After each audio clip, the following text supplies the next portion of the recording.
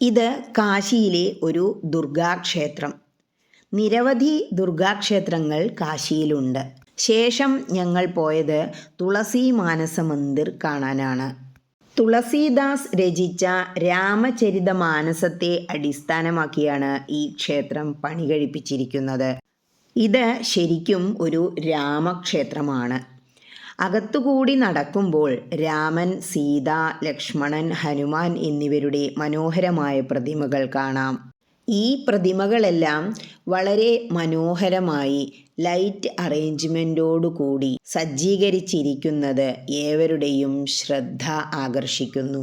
പിന്നീട് ഞങ്ങൾ പോയത് ശ്രീ വീരവനാഥ് ക്ഷേത്രത്തിലാണ്. ഈ ക്ഷേത്രങ്ങളെല്ലാം വളരെ സുന്ദരമായി അറേഞ്ച് ചെയ്ത് വെച്ചിരുന്നു.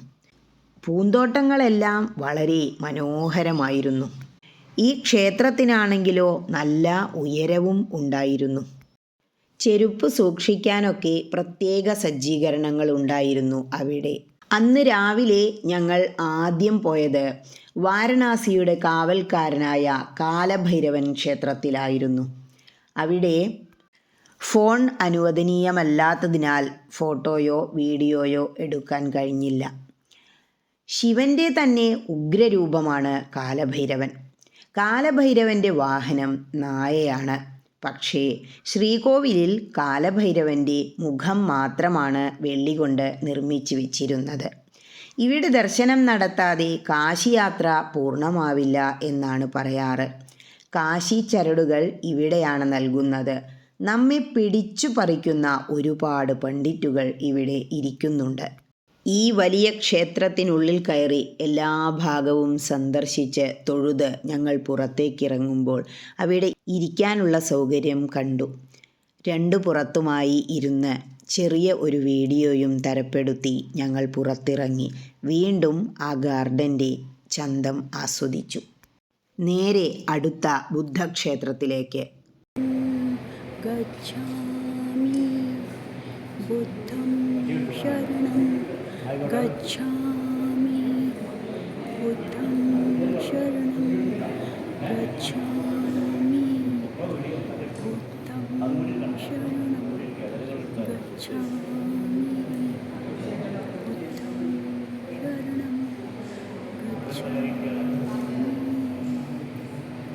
ഭൂട്ടാൻ, ചൈന, തായ്ലൻഡ്, ശ്രീലങ്ക എന്നീ രാജ്യങ്ങൾ പ്രത്യേകമായി നിർമ്മിച്ച വിവിധ ബുദ്ധക്ഷേത്രങ്ങൾ ഞങ്ങൾ സന്ദർശിച്ചു. ഈ ബുദ്ധക്ഷേത്രങ്ങളുടെ എല്ലാം അലങ്കാരപ്പണികൾ വളരെ ആകർഷണീയമായിരുന്നു. റൂഫ് പോലും നന്നായി മോടി പിടിപ്പിച്ച് വെച്ചിരുന്നു. പ്രാർത്ഥനയ്ക്കും മറ്റും എല്ലാ സജ്ജീകരണങ്ങളും ഇവിടെ ചെയ്തു വെച്ചിട്ടുണ്ടായിരുന്നു. ബുദ്ധിസത്തിൽ വിശ്വസിക്കുന്ന ഒരുപാട് വ്യക്തികൾ ഉണ്ടെന്ന് നോർത്ത് ഇന്ത്യയിൽ പോകുമ്പോഴാണ് മനസ്സിലാവുക. പ്രത്യേകിച്ചും ബോധഗയയിൽ. അവിടെ ഒരുപാട് സന്യാസിമാർ ഇരുന്ന് ഒന്നിച്ച് പ്രാർത്ഥിക്കുന്നത് കണ്ടു. അങ്ങനെ കാശിയിലെ വിവിധ കാഴ്ചകൾ കണ്ടതിന് ശേഷം ഞങ്ങൾ ഗയയിലേക്ക് യാത്ര തിരിച്ചു. അതിനു മുമ്പായാണ് ഈ ബനാറസ് ഹിന്ദു യൂണിവേഴ്സിറ്റിയും സങ്കടമോചൻ ഹനുമാൻ ക്ഷേത്രവുമെല്ലാം സന്ദർശിച്ചത്.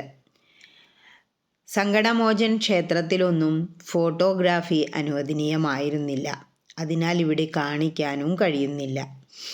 ഗയയിലേക്കുള്ള യാത്ര വളരെ രസകരമായിരുന്നു. അവിടെ നിന്നുമാണ് ഇന്ത്യൻ ടിബറ്റ്, അതായത് ഭൂട്ടാൻ, ചൈന, തായ്ലൻഡ്, ശ്രീലങ്ക എന്നീ രാജ്യങ്ങൾ പ്രത്യേകമായി നിർമ്മിച്ച ഈ ബുദ്ധക്ഷേത്രങ്ങളെല്ലാം സന്ദർശിച്ചത്. ഇവിടെ മിക്ക വ്യക്തികളും, അതായത് വാരണാസി എന്ന് പറയുമ്പോൾ ഉത്തർപ്രദേശിലാണ്. ഉത്തർപ്രദേശിൽ നിന്നും പോന്ന് പിന്നീട് ഞങ്ങൾ എത്തുന്നത് ബീഹാറിലാണ്, ബോധഗയയിൽ. ഉത്തർപ്രദേശിൽ കാശി വിശ്വനാഥൻ്റെ ആ ഒരു പ്രഭാവമായിരുന്നെങ്കിൽ വാരണാസി കഴിഞ്ഞ് ബീഹാറിലെ ബോധഗയയിൽ എത്തുന്നതോടുകൂടി ബുദ്ധൻ്റെ ഒരു പ്രത്യേകത നമുക്ക് അനുഭവിക്കാൻ കഴിയും. ശേഷം ഞങ്ങൾ പോയത് ബുദ്ധൻ്റെ ഏറ്റവും ഉയരമുള്ള ഒരു പ്രതിമയുടെ അടുത്തേക്കായിരുന്നു. അതിന് ചുറ്റുപുറവും ഞങ്ങൾ സാധാരണ കേരളത്തിലെ അമ്പലത്തിലെ എന്ന പോലെ പ്രദക്ഷിണം വെച്ചു. നിരവധി വ്യക്തികൾ വന്ന് പോയിക്കൊണ്ടിരിക്കുന്ന ഒരു സ്ഥലമാണ് ഇതെങ്കിലും എല്ലാവരും വളരെ നിശബ്ദമായി ആ ബുദ്ധക്ഷേത്രത്തിനു ചുറ്റും സഞ്ചരിച്ചു. പലരും ഫോട്ടോഗ്രാഫികൾ എടുക്കുന്നുണ്ടായിരുന്നു. പക്ഷേ ആരും വലിയ വലിയ ശബ്ദം ഉണ്ടാക്കിയില്ല. ബോധഗയയിൽ പോയി ബോധിവൃക്ഷം കണ്ടു. ഇത്തിരി സമയം അവിടെ ഇരുന്ന് വിശ്രമിച്ചതിനു ശേഷം തിരിച്ചു വരുമ്പോൾ ഒരു മലയാളി സന്യാസിനിയെ പരിചയപ്പെട്ടു. ആ സ്ത്രീ ഞങ്ങളുടെ മലപ്പുറം ജില്ലയിൽ നിന്നു തന്നെ ആണത്രേ അവിടെ പോയി താമസം തുടങ്ങിയത്. ബുദ്ധമതം സ്വീകരിച്ചു. ഇപ്പോൾ അവിടെ ബുദ്ധവിഹാരങ്ങളിൽ കഴിയുകയാണ് എന്നും പറഞ്ഞ് പരിചയപ്പെട്ട് ഞങ്ങൾ തിരിച്ചു നടക്കുമ്പോൾ കുറേ ദൂരം ഞങ്ങളുടെ കൂടെ വരികയും സംസാരിക്കുകയും ചെയ്തു. ഈ ബുദ്ധക്ഷേത്രത്തിന് ഒരു പ്രത്യേകതയുണ്ടായിരുന്നു. അതിൻ്റെ മുകളിലെ റൂഫ് നമ്മുടെ കേരളത്തിലെ മനകളെ പോലെ തട്ടും ത്ലാനും വെച്ച് പണി കഴിപ്പിച്ചിരുന്നു. നിലം മാർബിളിട്ട് വളരെ വൃത്തിയാക്കി വെച്ചിരിക്കുന്നതും കണ്ടു. ആശയാണ് എല്ലാ നിരാശയ്ക്കും കാരണമെന്നു പറഞ്ഞ ആ മഹാനുഭാവൻ്റെ ഉയർന്ന പ്രതിമയ്ക്ക് ചുറ്റുപുറവും അങ്ങനെ നടന്ന് ഒരു വീഡിയോ എടുത്തു. അദ്ദേഹത്തിൻ്റെ ശിഷ്യന്മാരുടെ പ്രതിമകളും അവിടെ പണിതു വച്ചിരുന്നു. കവാടങ്ങളെല്ലാം വളരെ വലുതായിരുന്നു. മാത്രമല്ല അവയെല്ലാം വളരെ മനോഹരമായ കൊത്തുപണികളോടെ വർണ്ണാഭമായി അലങ്കരിച്ചു വച്ചിരുന്നു. ഏറ്റവും ഉയരമുള്ള ആ ബുദ്ധൻ്റെ പ്രതിമയുള്ള ബുദ്ധവിഹാരത്തിനു മുന്നിൽ ഞങ്ങളെല്ലാവരും ഒത്തുകൂടി. എല്ലാവരും ചേർന്നു നിന്ന് ഒരു ഫോട്ടോ എടുത്ത് വിവേകാനന്ദ ട്രാവൽസ് എന്ന് കൊടുത്തുകൊണ്ട് ഒരു പരസ്യത്തിനായിരുന്നു ബാബു ചേട്ടൻ തുടങ്ങിയത്. ഞങ്ങളതിനോട് സഹകരിച്ചു. പലരും 100 രൂപ കൊടുത്ത് ആ ഫോട്ടോസ് സ്വന്തമാക്കി. ഫോട്ടോസ് പലതും വീട്ടിലിരുന്ന് നാശമാകുന്നത് ചിന്തിച്ചപ്പോൾ എനിക്കത് വാങ്ങാൻ തോന്നിയില്ല. ഏതായാലും അവിടുത്തെ ഗാർഡനും പരിസരവും എല്ലാം മനോഹരമായി വൃത്തിയാക്കി വെച്ചിരുന്നു. എല്ലാ വിളക്കുകാലുകളും പെയിൻ്റ് അടിച്ച് വെച്ചിരുന്നു. അതിനിടയ്ക്ക് പ്രകാശ് ജിയും മാലാജിയും അനുരാധ മാമും കൂടി എവിടെ നിന്നോ ഇത് തരമാക്കി. അങ്ങനെ ഞങ്ങളെല്ലാവരും കൂടി അടുത്ത ബുദ്ധക്ഷേത്രത്തിലേക്ക് പോയി.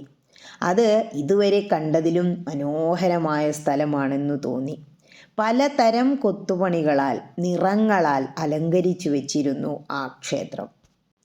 നമ്മുടെ നാട്ടിലെ ചെറിയ ചെറിയ ചെടികളിൽ പൂത്തു നിൽക്കുന്നത് പോലെ അവിടെയും കുഞ്ഞു കുഞ്ഞു പൂക്കൾ ഞങ്ങൾ കണ്ടു. ആ മനോഹാരിതയ്ക്കിടയിൽ പലരും കയറി നിന്ന് ഫോട്ടോസ് എടുത്തു. ഇത് നമ്മുടെ കണ്ണൂരുള്ളവർ. ശേഷം നമ്മുടെ ഉമേഷ് ജിയും ക്യാപ്റ്റനും അവരുടെ ഭാര്യമാരോടൊത്ത്. ശേഷം മാലാജിയും ഭർത്താവും. മാലാജിയുടെ ഭർത്താവിനോടൊപ്പം ക്യാപ്റ്റൻ, അവരുടെ ഭാര്യമാർ. അങ്ങനെ ബുദ്ധനു മുന്നിൽ പല പല ഫോട്ടോ സെഷനുകൾ അരങ്ങേറി. ഹോട്ടൽ റൂമുകളിലും സൗഹൃദങ്ങൾ വലിയ ബന്ധങ്ങളായി വളരുകയായിരുന്നു. എല്ലാവരും ഒന്നിച്ചുകൂടി പലതരത്തിൽ ഫോട്ടോസ് എടുത്ത് അത് ഗ്രൂപ്പിലൂടെ ഒഴുകി വന്നപ്പോഴാണ് പലരും പല റൂമുകളും സന്ദർശിച്ചിരുന്നു എന്ന് മനസ്സിലായത്. ഭാഷയ്ക്കും ദേശത്തിനും അതീതമായി ആ ബന്ധങ്ങൾ വളർന്നു. ഓരോ സ്ഥലങ്ങളിലും പോകുമ്പോൾ പലരും അവരുടെ കപ്പിളിനോടൊത്ത് ഫോട്ടോ എടുക്കാൻ ശ്രമിച്ചു. ഞങ്ങൾ കേരളത്തിൽ നിന്നുള്ള കുറച്ചുപേർ പലപ്പോഴും ഒന്നിച്ച് തന്നെ നടക്കാൻ ശ്രമിച്ചതായി എനിക്ക് തോന്നി. ഇത് അനുരാധ പോലീസ്. ഞങ്ങളുടെ കൂടെ കണ്ണൂരിലെ സുരേഷ് ചേട്ടനും മോഹൻ ചേട്ടനും നിന്ന് ഒരു ഫോട്ടോ. മറക്കാനാവാത്ത ഒരുപാട് ഓർമ്മകളും ഒരുപാട് നിമിഷങ്ങളും. പല സുഹൃത്തുക്കളുമായി ഞങ്ങൾ പല സ്ഥലങ്ങളിൽ വെച്ചും സൗഹൃദം പങ്കിട്ടു. ഒന്നിച്ചു നിന്ന് ഒരേ മനസ്സോടെ പലതരം ഫോട്ടോസ് എടുത്തു. ഇതാണ് ഞങ്ങളുടെ കുടുംബം. എല്ലാവരും ചേർന്ന് ബോട്ടിലിരുന്നെടുത്തു. ശേഷം കാശിയിലെ പിതൃതർപ്പണത്തിന് ശേഷം ഞങ്ങൾ ഇവിടെ നിന്ന് എൻ്റെ ശോഭ ചേച്ചിയോടൊപ്പം ഞാനൊരു ഫോട്ടോ എടുത്തു. ഇത് ഗംഗയിൽ കുളിക്കാൻ പോകുമ്പോൾ പ്രകാശ് ജി അവിടെ നിന്ന് ഒരു കുസൃതി ഒപ്പിച്ചതാണ്. അതേസമയം എല്ലാവരും പല സ്ഥലത്തു നിന്നും അവസരം കിട്ടിയപ്പോഴെല്ലാം അവർ ഫോട്ടോസ് എടുത്തിരുന്നു. ഇത് ഞങ്ങളുടെ ഒരു നേരത്തെ ഭക്ഷണം. അതിനെയും ഞാൻ ക്യാമറയിലാക്കി. യാത്രകൾ അവസാനിക്കും, പക്ഷേ യാത്രകളിലെ ഓർമ്മകൾ, ആ ഓർമ്മകൾ പുതുക്കാനുള്ള ഫോട്ടോകൾ, അത് ഒരിക്കലും മാഞ്ഞു പോകില്ല.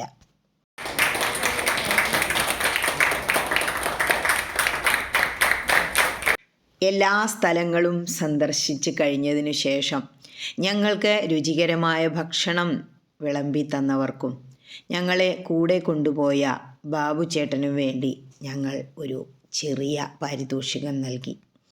കൂട്ടത്തിൽ ഞങ്ങളുടെ രഥം സുഗമമായി തെളിച്ച ഞങ്ങളുടെ ഡ്രൈവർക്കും അദ്ദേഹത്തിന് സന്തത സഹചാരിയായി നിന്ന ക്ലീനർമാർ 2 പേർക്കും കൂടി ആ സമ്മാനം ഞങ്ങൾ പകർന്നു. എനിക്കറിയാം, ലാസ്റ്റ് നിമിഷം വരെ എൻ്റെ പേരാണ് സ്ത്രീയ നിങ്ങളുടെ കൂട്ടത്തിൽ വരണ്ടായിരുന്നു. ഭഗവാൻ അവർക്ക് സമയമാക്കാത്തത് കൊണ്ട് മാത്രം ഈ കൂട്ടത്തിലെ ഏറ്റവും ചെറിയ കുട്ടി ഞാനാന്ന് തോന്നുന്നു. പലരും എന്നോട് ചോദിച്ചു, ഇപ്പൊ തന്നെ കാശിക്കോ എന്തെങ്കിലുമൊക്കെ ഉപേക്ഷിക്കേണ്ടി വരുന്നൊക്കെ പറഞ്ഞിട്ട് ഞാനെപ്പോഴും ഈ പോണത്തിലെല്ലാം കാരണം ഇതാ ശോഭിച്ചിയാണ്. ഒരു ദിവസം വെറുതെ അയച്ചിട്ടുണ്ടാണ് നോട്ടീസ്. മനസ്സിലുണ്ടായിരുന്നു അതൊക്കെ ചെയ്യണം, ഇങ്ങനെ പ്രഭാഷണം അങ്ങനെ ചെയ്യലല്ലേ ഉള്ളൂ, അങ്ങനെ ചെയ്യും ഇങ്ങനെ ചെയ്യും എന്നൊക്കെ എല്ലാവരോടും പറയും.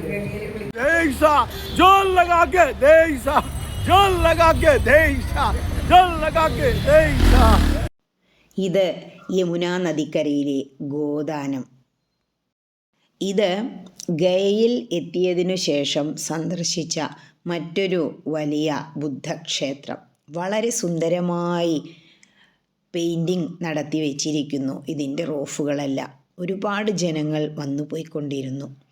ഞങ്ങളും അവിടെ സന്ദർശിച്ചു. ഇത്രയും ജനങ്ങളുണ്ടെങ്കിലും എല്ലാവരും ഇതിനകത്ത് വളരെ നിശബ്ദരായിരുന്നു. ബുദ്ധൻ എല്ലാവർക്കും ബോധോദയം ഉദിക്കുന്ന തരത്തിൽ നിശബ്ദനായി ധ്യാനത്തിലാണ്. ഞങ്ങളും ആ ക്ഷേത്രത്തിനകത്തു കയറി ഇത്തിരി സമയം ആ തറയിലിരുന്നു. പലരും അവിടെ ഇരുന്ന് ധ്യാനിക്കുന്നുണ്ട്. 2 വശത്തും പ്രാർത്ഥനയ്ക്കുള്ള സൗകര്യങ്ങളും അവർ ചെയ്തു വച്ചിട്ടുണ്ടായിരുന്നു. കൂടെയുള്ള പലരും അവിടെ കുറച്ചു സമയം ഇരുന്നു. അതു കണ്ട ഞാനും അവരുടെ കൂടെ ഇരുന്നു ധ്യാനിക്കാൻ തുടങ്ങി. നാരായൺജിയും പ്രകാശ്ജിയും ആ സമയത്ത് അതിൻ്റെ കൊത്തുപണികളുടെ ഭംഗി ക്യാമറയിൽ പകർത്തുകയായിരുന്നു. അന്നവർ അത് പകർത്തിയതുകൊണ്ട് ഇന്ന് ഇത് ഇങ്ങനെ പറഞ്ഞ് മറ്റുള്ളവരെ കാണിക്കാൻ എനിക്കും സാധിച്ചു. പ്രകാശ്ജിയുടെ ക്യാമറയുടെ കഴിവ് ഇപ്പോൾ കാണാം. ദൂരെ നിൽക്കുന്ന ആ ബുദ്ധൻ നമ്മുടെ അടുത്തേക്ക് വരുന്നതായി തോന്നുന്നില്ലേ? ഇനി അതുപോലെ തന്നെ മടങ്ങിപ്പോവുകയും ചെയ്യും. അത്രയും നല്ല ക്യാമറയുള്ള ഒരുപാട് വ്യക്തികൾ കൂടെയുള്ളത് കൊണ്ട് പല വീഡിയോകളും എൻ്റെ കഴിവിലൂടെ അല്ലാതെ എനിക്ക് നിങ്ങളെ കാണിക്കാനും അതിനെക്കുറിച്ച് പല വിവരണങ്ങളും തരാനും കഴിഞ്ഞു. കുറച്ച് സമയം എല്ലാവരും അവിടെ ഇരുന്നു. ആ സമയം വീഡിയോ എടുക്കേണ്ടവർ എടുത്തു, പ്രാർത്ഥിക്കേണ്ടവർ പ്രാർത്ഥിച്ചു. ശേഷം പുറത്തിറങ്ങി. ഇത് ആ വലിയ ബുദ്ധൻ്റെ മുന്നിൽ പ്രകാശ്ജി ധ്യാനത്തിലിരുന്നതാണ്. बुद्धं शरणं गच्छामि, बुद्धं शरणं गच्छामि, बुद्धं शरणं.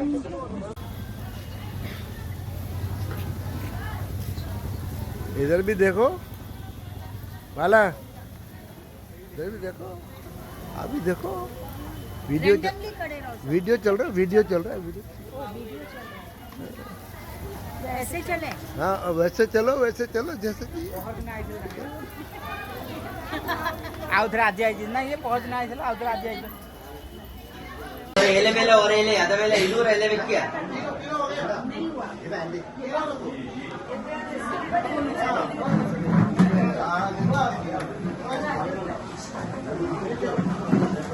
ಟೋಟಲ್ ಎಲೆ ಕಾಲೆಳಕ ಇಲ್ಲ ಎಲೆ ಕಾಲೆಳಕ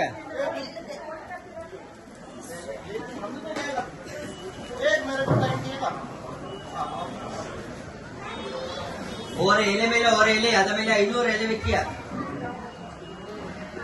3 एले उन्ना विक्या टोटल 3 एले क्या लड़का वो तीनों पत्ता हाथ में ले लीजिए, नहीं ऐसे ही रख लीजिए. एक है नदी का पिंड गाय को गौ माता को दे दिए, दूसरा विष्णुपाद में विसर्जन करना है, तीसरा वट वृक्ष झाड़ में विसर्जन करना है। मून एले उंडा और एले पशुमात गौमात कुड़तो इन्नु रंडात एले विष्णुपाद समर्पिक्या मूनात एले आलमरत समर्पिक्या जल वेंडा जल वेंडा नहीं कुछ नहीं लेना है, कुछ लेना नहीं है। जरवा पुल्ले एड़क वेंडा ग्लास एड़क वेंडा पिंडतेले मात्र गाली एड़क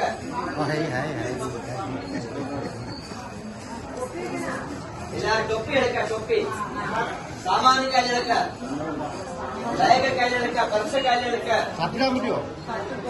ഇത് ഗയാശ്രാദ്ധം. ഗയാശ്രാദ്ധം ഊട്ടിയാൽ സർവ്വപിതൃക്കൾക്കും മോക്ഷം എന്നാണല്ലോ. ശ്രാദ്ധമൂട്ടിയതിനു ശേഷം വിഷ്ണുപാദത്തിൽ ആ പിണ്ഡം സമർപ്പിക്കാൻ വേണ്ടി പോവുകയാണ്. അതിനു മുമ്പായി ഞങ്ങളെല്ലാവരും വസ്ത്രദാനം നൽകിയതാണ് ഇത്. ഗയാശ്രാദ്ധം ഊട്ടുന്നത് ഫാൽഗുനി നദിക്കരയിലാണ്. ആ നദിക്കരയിൽ നിന്നുകൊണ്ട് ഞങ്ങൾ ഒരു വീഡിയോ എടുത്തു. ഇതാണ് ഫാൽഗുനി നദി. സീതാദേവിയുടെ ശാപം കാരണം ഈ നദിയിൽ ഇത്രയും കാലം വെള്ളമുണ്ടായിരുന്നില്ല. ഇപ്പോൾ മോദിജി വന്നതിന് ശേഷം ബണ്ട് കെട്ടി ഇവിടെ വെള്ളം നിർത്തിയിരിക്കുകയാണ്. അനുരാധയുടെ കൂടെ ഒരു ഫോട്ടോ എടുത്തു. ശേഷം എല്ലാവരും തിരിച്ച് ബസ്സിൻ്റെ അടുത്തേക്ക് നടന്നു വരികയാണ്. എല്ലാ പരിപാടികളും കഴിഞ്ഞു എന്ന ഒരു ദുഃഖം മനസ്സിലുണ്ടായിരുന്നു. കാരണം ഈ ഗയാ ശ്രാദ്ധം അല്ലെങ്കിൽ ഗയയിലെ പിതൃതർപ്പണത്തോടുകൂടി ഞങ്ങളുടെ ഈ യാത്ര സമാപിച്ചു. ഇന്ന് എല്ലാവരും തിരിച്ച് അവനവൻ്റെ വീടുകളിലേക്ക്. 4-5 പേർ അവിടെ നിന്നു തന്നെ ഞങ്ങളെ വേർപിരിഞ്ഞു. അവർ വീണ്ടും മറ്റ് ക്ഷേത്രങ്ങൾ സന്ദർശിക്കാൻ വേണ്ടി പോയി. ഞങ്ങൾ ബാക്കിയുള്ളവർ വീണ്ടും ബസ്സിൽ യാത്ര തുടർന്നു. അങ്ങനെ വാരണാസിയിൽ വീണ്ടും തിരിച്ചെത്തി. ഞങ്ങൾക്ക് ഓരോരുത്തർക്കും ഉള്ള ട്രെയിൻ അതാത് സ്ഥലത്തേക്ക് ഉള്ളതിനനുസരിച്ച് ബാബു ചേട്ടൻ ഞങ്ങളെ ട്രെയിൻ കയറ്റി വിട്ടു. ജീവിതം പോലെ തന്നെ ഒന്നിച്ചു ചേരുമ്പോൾ, എല്ലാവരും ഒന്നിച്ച് ജീവിക്കുമ്പോൾ അത് വളരെ ഉത്സാഹമുള്ളതാണ്, സന്തോഷകരമാണ്. അതുതന്നെയായിരുന്നു ഈ യാത്രയും. പരിചയം ഇല്ലാത്ത ഒരുപാട് വ്യക്തികൾ ഒന്നിച്ച് ഒരാഴ്ച കൂടെ ഒരു വീട് പോലെ ഓരോ ഹോട്ടലിലും നിന്ന് ഒരേ വാഹനത്തിൽ യാത്ര ചെയ്ത് ഒരേ ക്ഷേത്രങ്ങളിൽ പോയി പിതൃതർപ്പണം ഒരുപോലെ ഇരുന്ന് സ്വന്തം സഹോദരങ്ങളോടൊപ്പം എന്ന പോലെ ഒന്നിച്ചിരുന്ന് എല്ലാവരും പിതൃതർപ്പണം ചെയ്ത് അങ്ങനെ ഒരാഴ്ച ഒരേ ഭക്ഷണം കഴിച്ച് തമാശകൾ പറഞ്ഞ് മനസ്സിലാകാത്ത ഭാഷകൾ ഓരോരുത്തരും പറയുമ്പോൾ ആദ്യമൊക്കെ ഇത് ശരിയാവില്ല എന്ന് തോന്നിയെങ്കിലും അവസാന ദിവസങ്ങളായപ്പോഴേക്കും എന്തോ ഭാഷയറിയാത്തവരുമായി ഒരുപാട് അടുപ്പം വന്നതുപോലെ തോന്നി. എല്ലാവരും ശരിക്കും ആഹ്ലാദിച്ചു. ആഹ്ലാദത്തിനും അപ്പുറം ഇത് ഒരു വലിയ തീർത്ഥാടനം തന്നെയായിരുന്നു. ബസ്സിനുള്ളിൽ ഇടയ്ക്കിടയ്ക്ക് ഞങ്ങളെല്ലാവരും ഭജൻസ് പാടി. ആ ഭജനകൾക്കൊപ്പം തന്നെ കുട്ടി പ്രഭാഷണങ്ങളും നൽകാൻ എനിക്ക് കഴിഞ്ഞു. ആ പ്രഭാഷണങ്ങളിലൂടെ പലരെയും ഞാൻ എൻ്റെ സ്വന്തമാക്കി. പലരും എന്നെ സ്വന്തമാക്കി അവരുടെ മാറോടണച്ചു വച്ചു. ഇപ്പോഴും ഈ കൂട്ടുകാരിൽ പലരും എൻ്റെ പ്രഭാഷണങ്ങൾ യൂട്യൂബിലൂടെ കേട്ട് അഭിപ്രായങ്ങൾ കമൻറ്റ് ബോക്സിലൂടെ അറിയിക്കാറുണ്ട്. ഇത് ഞങ്ങളുടെ തിരിച്ചുള്ള യാത്ര. കൂട്ടത്തിലുള്ള പലരും ഇടയ്ക്കിടയ്ക്ക് കൊഴിഞ്ഞു പോയെങ്കിലും ഞങ്ങൾ എല്ലാവരും ചേർന്ന് തിരുവാതിര കളിച്ച് വരാൻ പോകുന്ന തിരുവാതിര അന്ന് ആ ബസ്സിൽ തന്നെ ആഘോഷിച്ചു. ഉമേഷ് ജിക്ക് ഒന്നും മനസ്സിലാവുന്നില്ല തോന്നുന്നു. അതുകൊണ്ടാണ് ഫോണും നോക്കി നിൽക്കുന്നത്. കാരണം തിരുവാതിരപ്പാട്ട് മലയാളമാണല്ലോ. ഞങ്ങൾ മലയാളികളെല്ലാം നന്നായി ആഘോഷിച്ചു.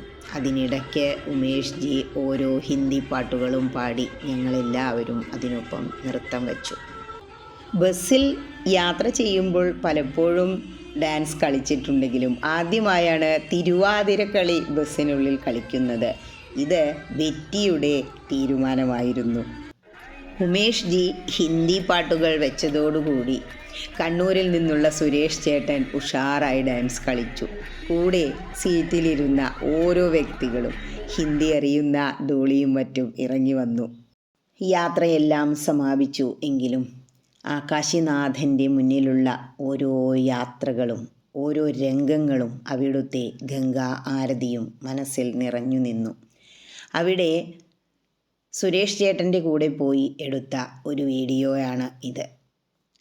മോദി ഇടനാഴിയിൽ നിന്ന് രാത്രി സമയം കുറച്ച് സമയം ഞാൻ സുരേഷ് ചേട്ടൻ്റെ കൂടെ ചെലവഴിച്ചിരുന്നു.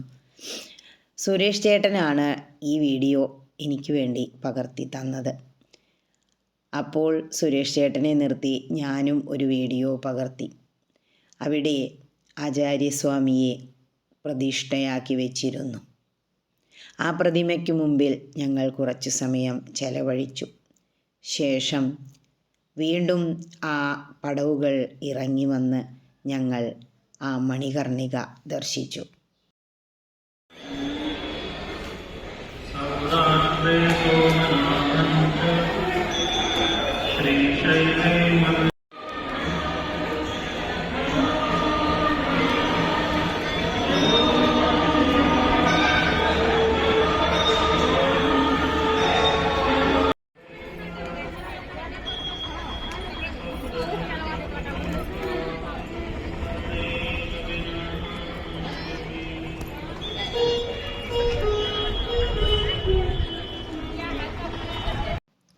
താഴെ ഗംഗാ ആരതി നടക്കുമ്പോഴുള്ള ഗാനങ്ങളാണ് കേട്ടത്. ഏതായാലും എല്ലാം കഴിഞ്ഞ് ഞങ്ങൾ ഞങ്ങളുടെ ടൂറിസ്റ്റിൽ തന്നെ കയറിക്കൂടി. തീർത്ഥാടനത്തിനപ്പുറം ഇവർക്കിത് വലിയ ഒരു ഉല്ലാസ യാത്ര കൂടിയായിരുന്നു. എത്രത്തോളമാണ് ഇവർ ആനന്ദിക്കുന്നത് എന്ന് ഞാൻ പലപ്പോഴും മാറി നിന്ന് നോക്കിയിരുന്നു.